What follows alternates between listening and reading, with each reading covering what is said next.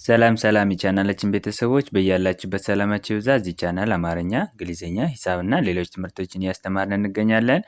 በየትኛውም ዓለም ሆናችሁ መማር የምትፈልጉ ካላችሁ +251 9 23 14 67 69 ስልካችን ነው። በማንኛውም ሰዓት ደውላችሁ በመመዝገብ መማር ትችላላችሁ። ለቻናሉ አዲስ ከሆናችሁ ላይክ፣ ሼር፣ ሳብስክራይብ ማድረግ እንዳትረሱ። ለዛሬ ይዤላችሁ የመጣሁት ባለ ሁለት ሆሄ ቃላትን እንዴት ማንበብና መጻፍ እንደምንችል የማሳያችሁ ነው የሚሆነው። ደብተርና እስክሪብቶ ይዛችሁ ቪዲዮውን እያቆማችሁ እየጻፋችሁ መለማመድ ይኖርባችኋል ማለት ነው። ቀጥታ ወደ ክላሳችን እንሄዳለን። እዚህ ጋር የተለያዩ ቃላት አሉ። እነዚህ ቃላት ባለ ሁለት ሆሄ ቃላት ናቸው። እነዚህ ቃላትን እንዴት እንደምናነብ እናያለን ማለት ነው። አብሮ እናነብ። ይቺ የአማርኛ ፊደል ውስጥ የሸ ቤተሰብ አራተኛ ነች። ይቺ ደግሞ የመ ቤተሰብ አራተኛ ነች። ስለዚህ አራተኛዎቹ አ የሚል አነባቢ ስላላቸው ይቺ የሸ ቤተሰብ አራተኛ ነች ብለናል። ሻ ትባላለች ማለት ነው። ሻ። ይቺ ደግሞ የመ ቤተሰብ አራተኛ ነች ብለናል። አራተኛ አ የሚል ድምጽ ነው ያላት። ማ ትሆናለች ማለት ነው። ማ ትሆናለች። ይቺ ሻ ነች ብለናል። ይቺ ደግሞ ማ ነች ብለናል። አንድ ላይ ስናንብ ሻማ የሚል ቃል እናገኛለን ማለት ነው። ሻማ ሻማ። ይቺ የዚችኛዋ የሸ ቤተሰብ ሰባተኛ ነች። ሾ ትባላለች። ይቺ ደግሞ የመ ቤተሰብ መጀመሪያ ነች። መ ትባላለች። ይቺ ሰባተኛ ነች። ኦ የሚል አነባቢ ስላላት ሾ ብለን አነበብናት። ይቺ ደግሞ የሚል አነባቢ ስላላት መ ብለን አነበብነ ማለት ነው። አንድ ላይ ስናንብ ሾመ ሾመ የሚል ቃል እናገኛለን ማለት ነው። እዚህ ጋም ይቺ የቀ ቤተሰብ ሰባተኛ ነች። በጭንቅላት በኩል ቀለበት አላት። ይቺ ደግሞ የበ ቤተሰብ ስድስተኛ ነች። ቅጥያዋ በግራ በኩል ነው ያላት። ሰባተኛ ኦ በሚል አነባቢ ነው ምናንብ ብለናል። ቆ ነች ማለት ነው የምትሆነው። ይቺ ደግሞ የበ ቤተሰብ ስድስተኛ ነች። የሚል አነባቢ ስላላት ብ እንላለን። አንድ ላይ ስናንብ ቆብ ቆብ የሚል ቃል እናገኛለን ማለት ነው። ይቺን ትመስላለች። የተ ቤተሰብ ሰባተኛ ነች። ቶ ትባላለች። ይቺ ደግሞ የለ ቤተሰብ ሰባተኛ ነች። ሎ ትባላለች። አያችሁ፣ ቆ ስንል ኦ የሚል አነባቢ አለ። ቶ ስንልም ኦ የሚል አነባቢ አለ። ሎ ስንልም ኦ የሚል አነባቢ አለ። ለሰባተኛ የምንጠቀመው አነባቢ ኦ ነው ማለት ነው። ቶ እና ሎ አንድ ላይ ሲመጡ አንድ ላይ ስናንብ ቶሎ የሚል ቃል እናገኛለን። ቶሎ የሚል ቃል እናገኛለን ማለት ነው። አሉ አሉ።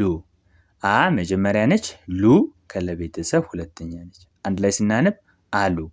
አሁን እዚህ ጋር ሉ አይነት ሁና ቀለበት ከሆነ ግን መጨረሻ ላይ ቀለበት ከሆነ ሎ ነች። አስተውሉ። ብዙ ጊዜ ይቺን ሉ ይላሉ ተማሪዎች እና ሉ ስንል ዋንሊ አሮ ብቻ ነው ያላት። አሮ ዊዝ ሪንግ ከሆነ ግን ሰባተኛ ነች ማለት ነው። በጣም ተጠንቀቁ፣ አስተውሉ። ስለዚህ አሮ ብቻ ከሆነ ሉ ነች።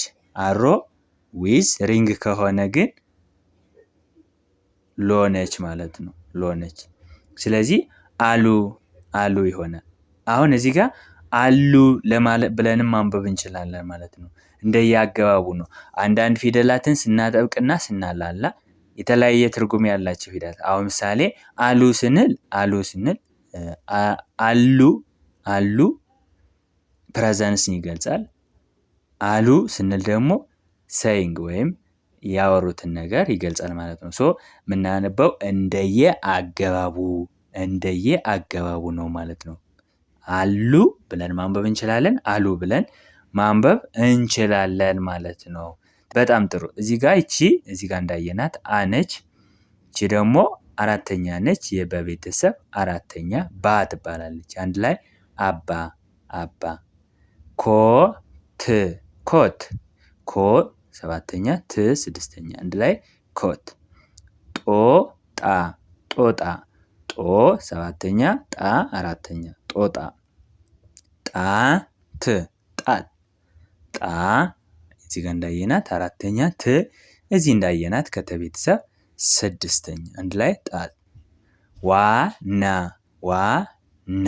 አሁን እዚህ ጋር ዋና ማለትም እንችላለን፣ ዋና ማለትም እንችላለን።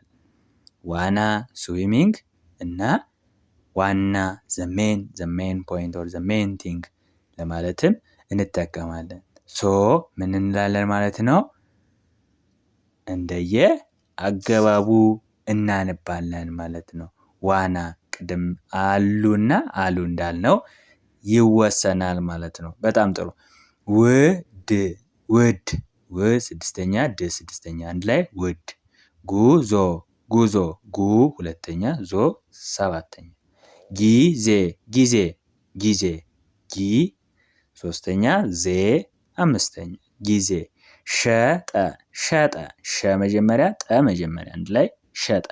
ሻሂ ሻ አራተኛ ሂ ሶስተኛ ሻሂ። ሯጭ እቺ ሯ ትባላለች። የረ ቤተሰብ ዲቃላ ወይም ስምንተኛ ወይም ውስብስብ ፊደል የምንላት ነች ማለት ነው። ምክንያቱም ሯ ስንል የሩና የዋ ስብስብ ሆኖ ሊፈጥሩት የሚችል ድምፅ ስለሆነ ማለት ነው።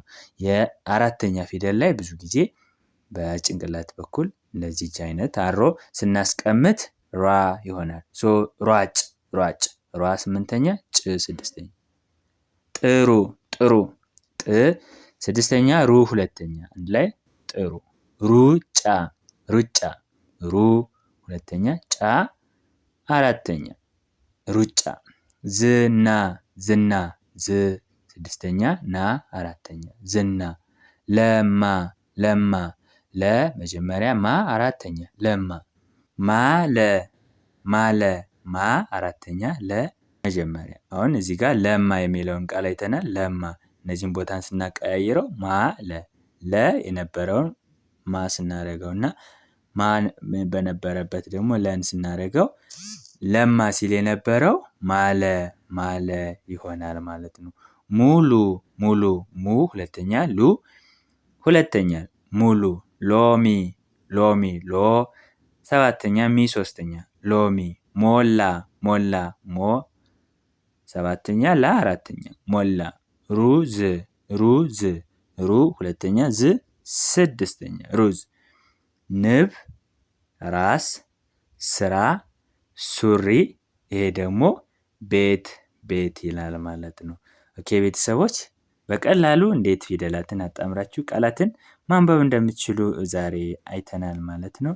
በእነዚህ ቃላት ቦታውን እያቀያየራችሁ እናንተ በደንብ መለማመድ ይኖርባችኋል።